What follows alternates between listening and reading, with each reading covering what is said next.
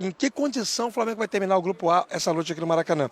Se como primeiro colocado ou segundo colocado, e para ser primeiro não depende só de si, tem que torcer contra o Racing, que joga em casa diante do Ñublense. A matemática para a eliminação é bem esdrúxula, o Flamengo tem que ser goleado pelo Alcas aqui, o Ñublense tem que golear, né, o Racing na Argentina, ou seja, eu ouso dizer que o Flamengo está classificado. A dúvida é só em qual classificação, em qual posição. Mas, acima de tudo, por conta dessa atmosfera, o Flamengo tem respostas a dar ao seu torcedor. É bem verdade que a imagem do jogo contra o Bragantino ficou um pouquinho tirada de cena, de contexto, após a vitória sobre o Santos, mas ela ainda está muito viva na mente de muitos torcedores.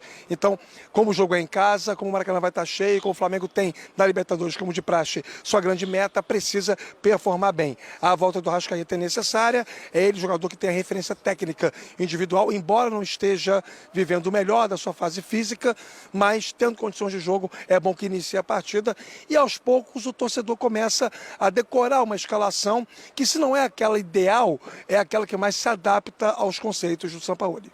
É uma possibilidade também, além dessa volta do Arrascaeta ali no lugar do Everton Ribeiro no meio de campo, em relação ao último jogo contra o Santos. Ele deixou fora também naquela partida, ele deixou fora o Thiago Maia. O Thiago Maia pode voltar também nesse meio de campo, fazendo aquela dupla com o Pulgar, que vem muito bem também. Agora é só quase um xodó da torcida rubro-negra, tem que colocar o Pulgar tem que jogar no meio de campo. E ali mais à frente, Everton, Cebolinha e o Gabigol com o Pedro no banco. Vai muito ao encontro das ideias do Sampaoli aí, mais essa dupla de ataque, o Pedro segurando um pouquinho, Rafa? Para o Sampaoli é difícil ter dois atacantes com características de filtração, só um preenche bem esse modelo.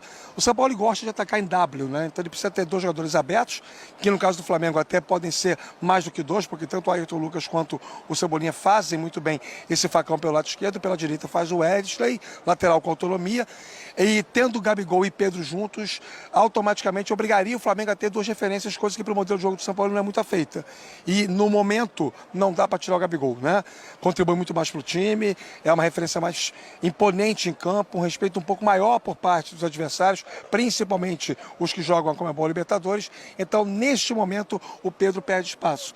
Não quer dizer que ele vai prescindir do Pedro ao longo da temporada, claro que não, tende a ser um jogador muito útil nas frentes que o Flamengo tem, são três, mas para o modelo de momento do Sampaoli, que pretende um dia recuperar o quarteto Everton Ribeiro, Arrascaeta, Gabigol e Bruno Henrique, para esse treinador, o Pedro hoje é segundo plano.